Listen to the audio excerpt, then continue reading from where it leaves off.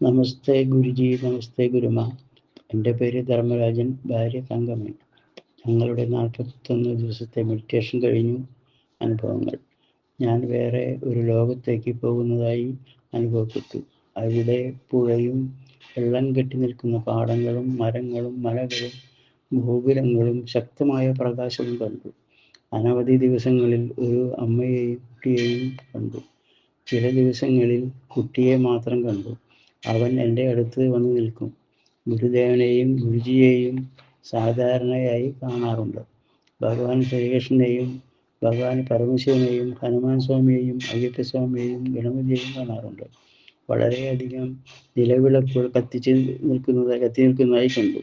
ഒരു പൂജാരി എൻ്റെ കയ്യിൽ ഭസ്മമിട്ട് തന്നു. മരിച്ചുപോയ എൻ്റെ അച്ഛൻ്റെ അനുജനെ കണ്ടു. എല്ലാ ദിവസവും കാലിൽ ട്രീറ്റ്മെൻറ്റ് നടക്കുന്നുണ്ട്. കൈകൾ ലോക്കാവുന്നുണ്ട്. രാത്രിയിൽ ഉറക്കം കിട്ടുന്നുണ്ട്. ശരീരത്തിനും മനസ്സിനും ഉന്മേഷവും സന്തോഷവും ഉണ്ട്.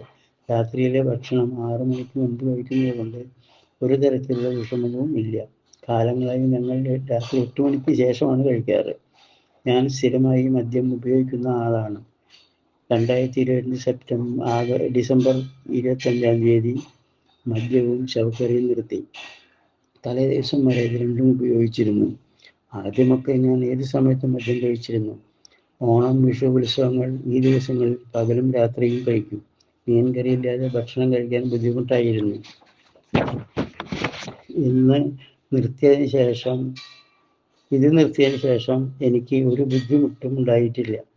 ഇത് പറഞ്ഞാൽ എന്നെ പറ്റി അറിയുന്ന ആരും വിശ്വസിക്കില്ല. എൻ്റെ കാലുകൾക്ക് തരിപ്പും വേദനയും മൂലം നടക്കാൻ വളരെ ബുദ്ധിമുട്ട് ഉണ്ടായിരുന്നു. മെഡിറ്റേഷൻ തുടങ്ങിയപ്പോൾ വളരെ കുറവുണ്ട്. ഇപ്പോൾ കോണിപ്പടി കയറുവാൻ കഴിയുന്നുണ്ട്. ഇപ്പോൾ ഞാനും ഭാര്യയും വളരെ സന്തോഷത്തോടെയും സമാധാനത്തോടെയും ജീവിക്കുന്നു. Moon meditation. ചന്ദ്രനെ 3 കാണുകയും അതിൽ നിന്നും ഒരു പ്രകാശം ഭൂമിയിലേക്ക് വരുന്നതായും കണ്ടു. ഗുരുവിനെയും ഗുരുജിയെയും വേറെ സ്വാമിമാരെയും കണ്ടു. കാലിൽ ട്രീറ്റ്മെൻറ്റ് അനുഭവപ്പെട്ടു. കൈ ലോക്കായി. ചന്ദ്രനെ കാണാത്ത ദിവസങ്ങളിൽ നക്ഷത്രങ്ങളെ നോക്കിയിരുന്നു. നക്ഷത്രം രണ്ടായി തിരിഞ്ഞു പോകുന്നത് കണ്ടു.